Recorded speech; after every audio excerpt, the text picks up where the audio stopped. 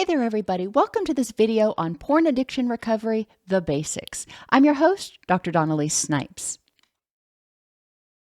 In this video, we're going to review the basic criteria for pornography addiction, introduce the concept of post-acute withdrawal, and summarize the recovery process.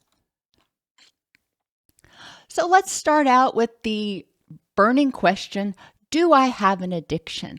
And a lot of people are told they have an addiction when actually they are using responsibly, but recreationally. So it's important to recognize whether your behaviors represent an addiction or whether your behaviors are merely offensive to someone else.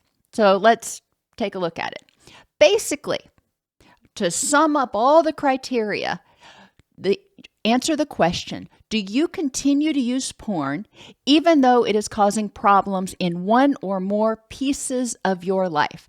And pieces stands for physical, interpersonal, emotional, cognitive, environmental, or spiritual. So do you continue to use porn even though it is causing arousal problems, even though it's causing sexual problems, even though it is causing problems with you getting to sleep each night? Are you having physical issues as a result of porn use? If so, and you keep using, then you might have an addiction. Is it causing problems in your interpersonal relationships? And this is important to look at. Again, I said sometimes people may not like the fact that someone watches porn. Okay, that's their opinion. That is their right to have that thought. However, if the person who is hurt or offended by it is important in your life and you continue to use it anyway, then you might have a problem. Is it causing emotional problems in your life? Is it causing you to feel anxious or depressed or flat or angry all the time? Is it causing you distress, emotional distress? Cognitively, if you're not getting good sleep and as addiction develops as a result of compulsive use, both things can lead to brain fog and problems thinking clearly and making decisions. If you've got that and you continue to use porn, that might be a problem.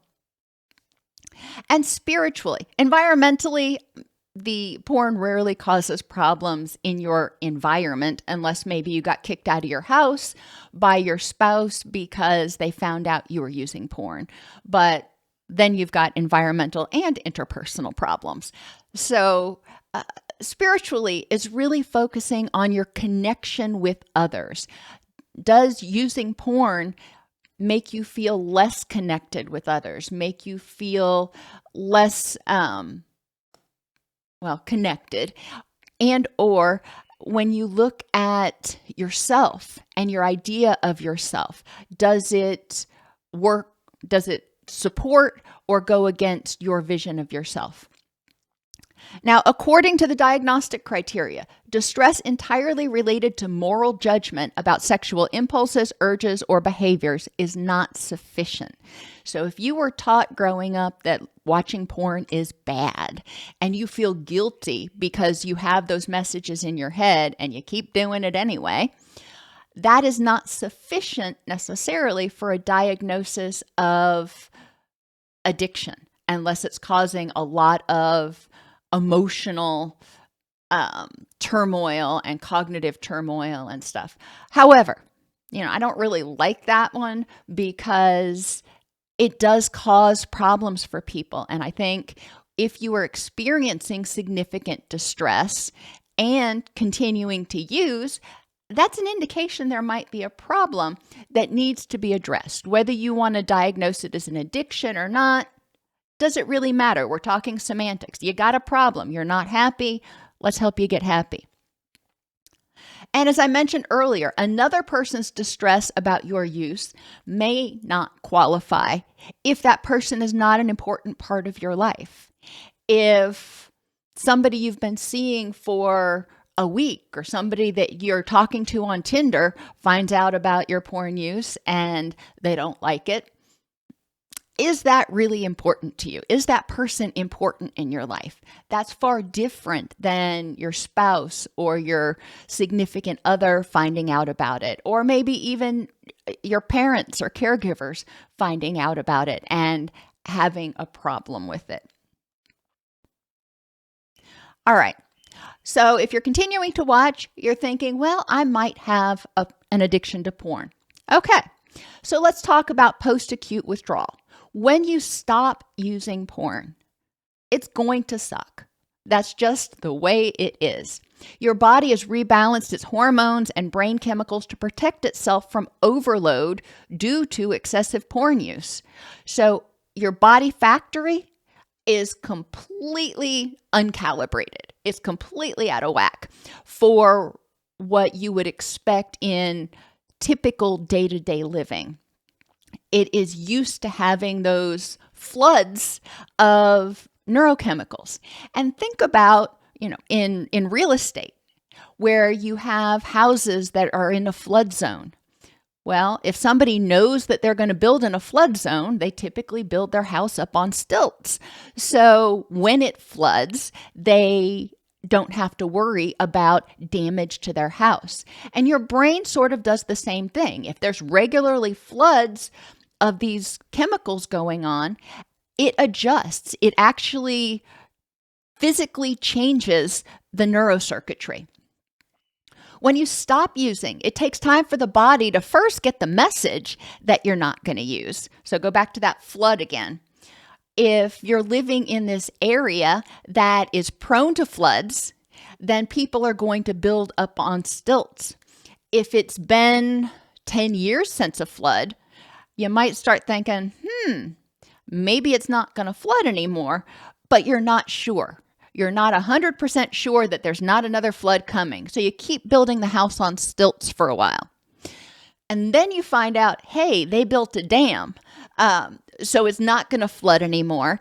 And I can start building the houses on the ground. And the same thing is true for your brain. Once it gets the message that, hey, I can send out these cravings to this person and the person is not going to respond. And in order to function, I need more of these chemicals than I'm getting right now. So I need to reconstruct what was remodeled before. Symptoms of chemical imbalance are what we experience in post-acute withdrawal. This is the body going, I was preparing for the flood and I'm not getting it. Physical symptoms, sleep problems, gastrointestinal problems. And for a lot of people, when they are craving, they're stressed out. Their body is recognizing that there is a deficit that needs to be filled. So it triggers the stress response, or what I'm going to call throughout the series, the HPA axis.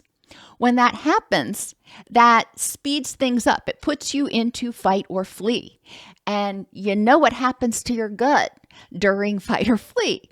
It tends to become uncomfortable at best. You may be restless. Your body, again, that stress response is kicking off, and your body is saying, okay, I've got this energy to go out and figure out how to get this hit of excitatory neurochemicals. I need to get another hit. And you're sitting on the couch going, nope, not going to do it. And your body's going, but I got to do it. I got to do it. I got to do it. So you may feel restless. You may have difficulty focusing on things because you're in fight or flee. Your body is saying, hey, you need to do something. Now, need and want are a little bit hazy in post-acute withdrawal. In order to feel good, yes, you need to do it. However, in order to force the brain to remodel, you can't do it. Are you going to die if you don't engage in the behavior? No. Is it going to be unpleasant? Well, initially, yes. You may have libido changes. Some days you may be really aroused and just really craving having a sexual release. Other days, not so much. Pain intensity increases. Your pain threshold goes down. And this is normal. It's important to recognize that all of the chemicals that are involved in pleasure are also involved in pain regulation. And because they were out of whack, because the brain is expecting a flood of them, it's not, to oversimplify, it's not producing as much anymore. So you don't have those, as much of those chemicals. So you are going to be a little bit more achy, a little bit more painful sometimes. Energy levels are probably going to go down. That's the way it is. Number one, if you're not sleeping well, your energy levels are going to go down. Number two, dopamine, which is one of our main chemicals in addiction, not the only energy chemical, but one of the main ones, your dopamine levels are exceedingly low. And we know when dopamine goes down, people get tired. That's why people on certain medications like antipsychotics feel exhausted all the time, because it's suppressing their dopamine levels. Once your brain remodels and you're back to your preset level of dopamine, you're going to feel a lot better. But initially, dopamine levels are really low.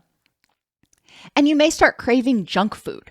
And why do I say junk food instead of just food? Because junk food produces dopamine and serotonin release. And that may be your body's way of going, well, if I can't have that, can I have this over here? And we see a lot of people in early recovery. Obviously, there are lots of people who have talked about it when they're stopping smoking. But the same thing is true when stopping porn addiction and gambling addiction and any addiction. People will start to crave high-fat, highly processed, high-sugar foods because that does give them a little bit of a hit of dopamine and serotonin. When I ran a residential treatment facility, unfortunately, when I first started there, they used to get pastries, day-old pastries delivered every single day. And they were out in the rec room for people to graze on throughout the day. And people were doing it. And in 30 days, it was not uncommon to see people put on 10 or 12 pounds, even if they were not malnourished to begin with, because they were replacing the dopamine with junk food. We'll talk about how to handle that in later videos. Interpersonally, in post-acute withdrawal, you aren't feeling very well. So you probably don't have a lot of patience, tolerance, or desire to be around other people, especially when it comes to porn addiction.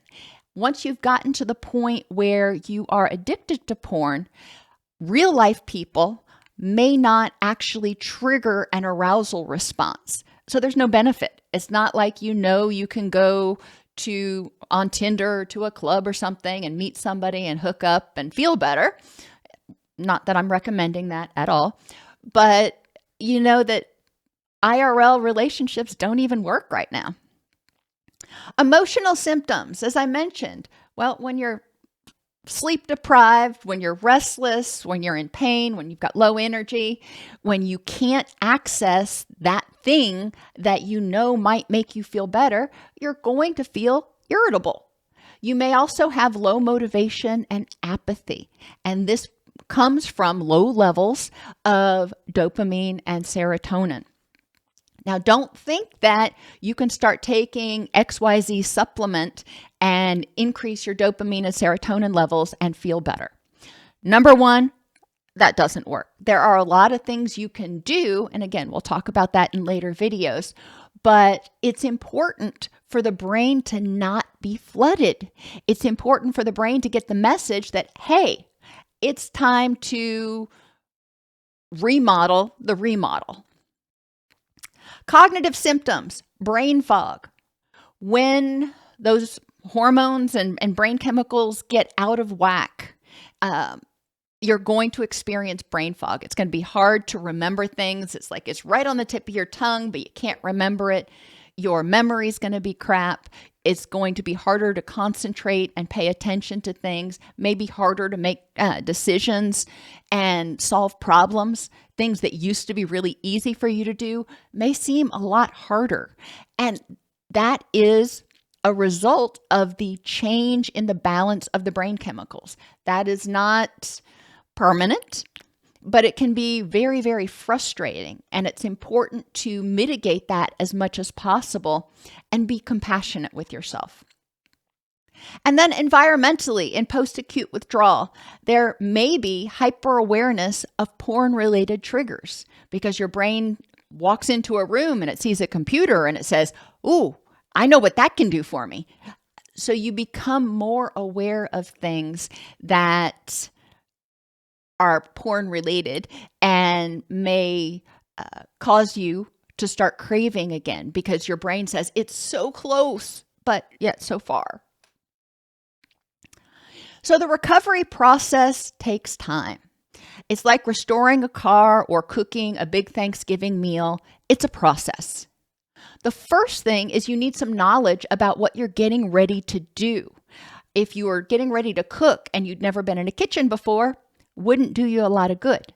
If you were getting ready to restore a car and you knew nothing about restoring cars, who knows? So you'd probably go on YouTube or somewhere else and get some knowledge first. And that's what these videos are designed to do, is to help you get some knowledge. You also need to get the resources together before you get started. You don't want to be halfway through making the pumpkin pie for Thanksgiving dinner or halfway through rebuilding the engine for your car and realize that you're missing parts.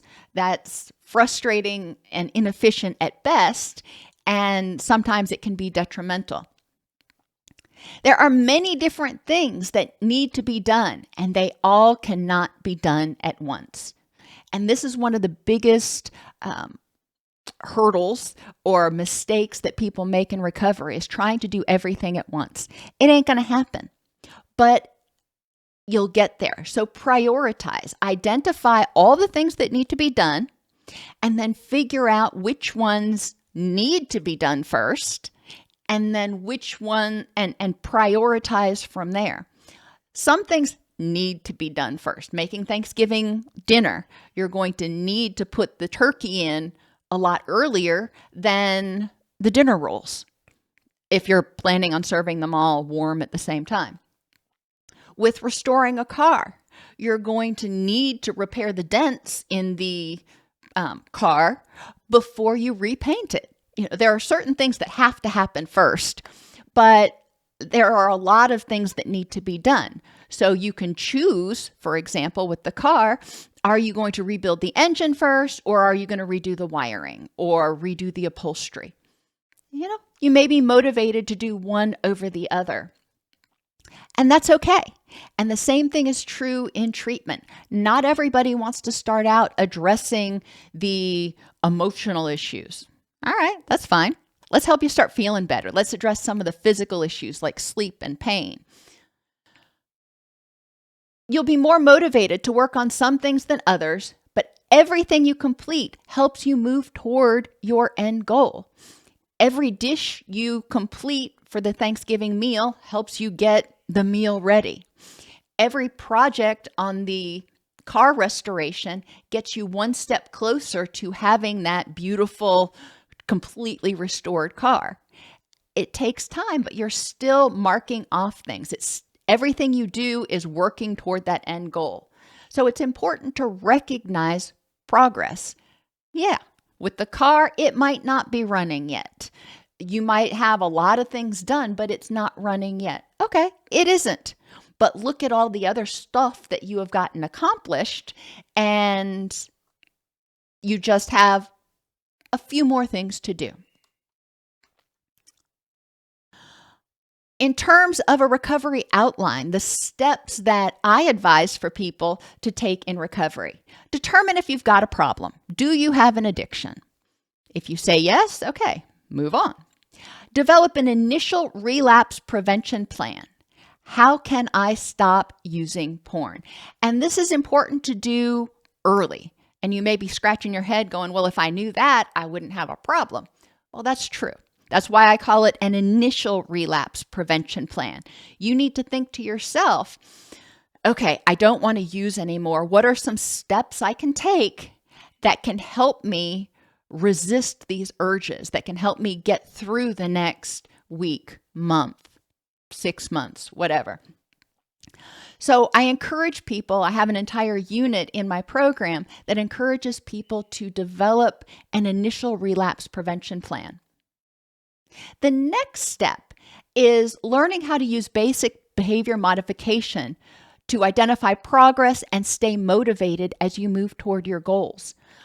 Many people don't really conceptualize everything that goes into changing a behavior, and they miss things. So in my program, I go over a lot of different tools, behavior modification tools, not too technical, that can help you learn from past relapses and prevent future relapses, rewarding the behaviors that are important to you and making porn seem less desirable. Then you'll begin increasing your awareness of relapse warning signs and redirecting your energy toward recovery through mindfulness. And mindfulness may make you kind of, some people don't like that word. I am not talking about meditation. I am talking about project management. That's what mindfulness is in this program. It's starting the day envisioning the end goal, envisioning what you need to do, planning for how you're going to make it happen, ending the day looking back and saying, did I accomplish my goals? If I did, score. If I didn't, what went wrong? What do I need to change? What can I learn? And how can I do better tomorrow? That's what mindfulness is in this program. Then you're going to define your rich and meaningful life. And this is important because that is the goal that you're working toward. Stopping porn use, you're doing it for a reason. You're doing it for a reason in order to help you achieve your rich and meaningful life. And it's important to focus on things in the big picture sometimes, not just porn. You got to pick your head up and look up and say, why am I doing this?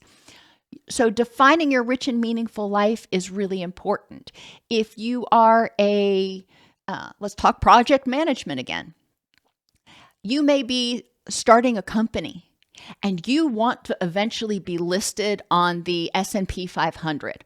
Well, that's great, but you're not going to get there overnight. You want to define what that looks like, but you also want to figure out what you need to do to get there and how that's going to flourish. Instead of a rich and meaningful life, you'll have a rich and meaningful business, but your business is going to grow and things are going to change. In your rich and meaningful life, you're focusing on not only, you're actually not focusing on not using porn. You're focusing on what you're going to use your energy for instead and what will help you be happy and healthy. Then, and only then, now that you know what you're working toward, you're starting to feel a little motivated, you're starting to become more aware of your triggers and what's going on. You've been using your initial relapse prevention plan, so you're starting to feel a little bit more confident. Okay, now you're going to look at the impact excessive porn use has had on all pieces of your life. Oh, that let some of the air out of the balloon, but that's okay.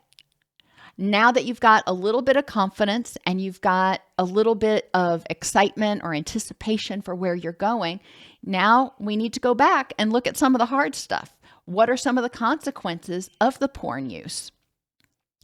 And then once you know the problems, then you can start addressing the problems. You can learn how to enhance motivation for recovery in all pieces of your life. You can explore how you got here and increase motivation for unpacking your baggage. Not everybody has had a horrible childhood or traumas that led to porn use. Actually, the majority of people haven't, that are addicted to porn. They're not using in order to escape trauma. Some people are, but the majority of people aren't. However, they've experienced losses and problems as a result of their use, and they need to examine that. They need to understand for themselves, because each individual is different. How did they get from not knowing anything about porn to recreational use to having it be an all-consuming problem? How did that progress? And once you understand how it progresses, then you can understand better how to unwind it as well. And then you'll begin addressing the pieces of your life in the order that makes sense to you. As I mentioned earlier, not everybody wants to start with physical recovery. Not everybody wants to start living healthfully and stuff. They want to address the relationship problems, or they want to clear up their brain fog so they can think more clearly. All right. And that's the wonderful thing about this program, is each segment, each piece of the recovery process is independent. So you can choose which one you want to do. And just like rebuilding that car or making that meal, your everything that you do is going to lead to your ultimate recovery. The Porn Addiction Recovery Program, which can be found at docsnipes.com/PAR, is designed to help you work through early recovery activities in a meaningful way. For many people, there may be a lot more to do, such as developing emotional intelligence, improving self-esteem, enhancing relationship and communication skills, and working through any relationship issues. And I have other videos on those, and you can also consult with a therapist. The PAR program can be effective as a tool that you use with a therapist if you want to, if you don't want to do it as a self-help activity. However, if you're experiencing significant anxiety or depression, you need to reach out to your doctor or a therapist. This is not treatment. This is self-help. This is education. And if you are feeling really anxious or depressed, a therapist or doctor in your area can help you, in addition to working on your porn addiction.